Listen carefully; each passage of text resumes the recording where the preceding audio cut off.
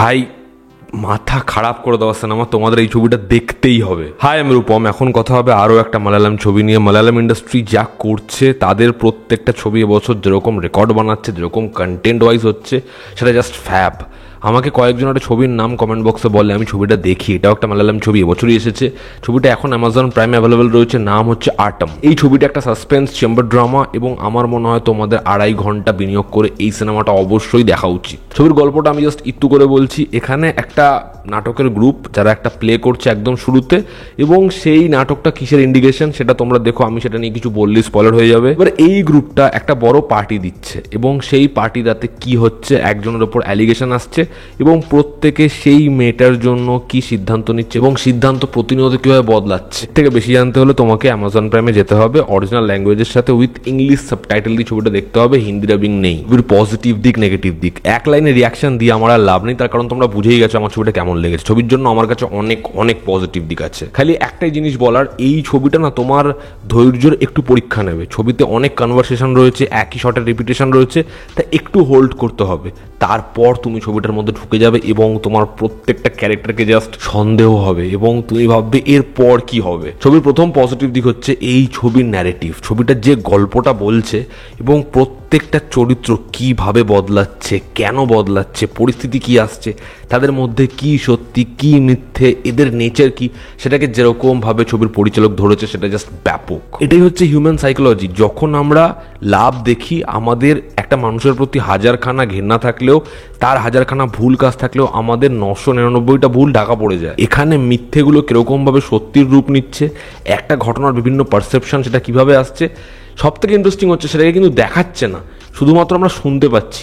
তা সত্ত্বেও সেটা আমাদেরকে ইন্ট্রিগিং ফিল করায়। ছবিতে একটা সংলাপ আছে, একজন ফরেনার বলবে, এতগুলো ছেলের ওপরে একটা মেয়ের পারফরমেন্স কিন্তু ভারী পড়েছে। এবং ছবির শেষে যখন সেই জিনিসটা তোমার ওপর কাজ করবে না, তুমি ভাববে ছবিতে ছোট ছোট এরকম সংলাপ বারংবার আমাদের পরিস্থিতিকে কিভাবে জাহির করেছে। ছবির শেষের যে ডায়ালগটা, যে আমি কে তুমি জানতে চাও না, এবং সেখানে মেয়েটা যেটা বলবে সেটা জাস্ট ফ্যাব। এখানে তোমার এক বিখ্যাত ছবির এন্ডিং এর কথা মনে হবে, আমি নাম বলবো না, বললে একটু স্পয়লার হয়ে যাবে। ছবিতে একটা হিউজ কাস্ট রয়েছে এবং প্রত্যেককে ইকুয়ালি স্পেস দেওয়া হয়েছে, কিন্তু প্রত্যেকে যেভাবে পারফর্ম করেছে আমাদের মনে হয় না ছবিতে কোনো শট নেওয়া হচ্ছে বা এরা কোনো পারফরমেন্স দিচ্ছে। প্রত্যেকে ব্রিলিয়ান্ট এবং একটা না সেপারেট এজ গ্রুপের শুধু কাস্ট করা হয়নি, বিভিন্ন এজের লোকদের আমরা দেখতে পাই। তারা বিভিন্ন ক্লাস থেকে আসছে, তাদের ফ্যামিলিস কিছু প্রবলেম রয়েছে, তাদের দেখার ভঙ্গি আলাদা।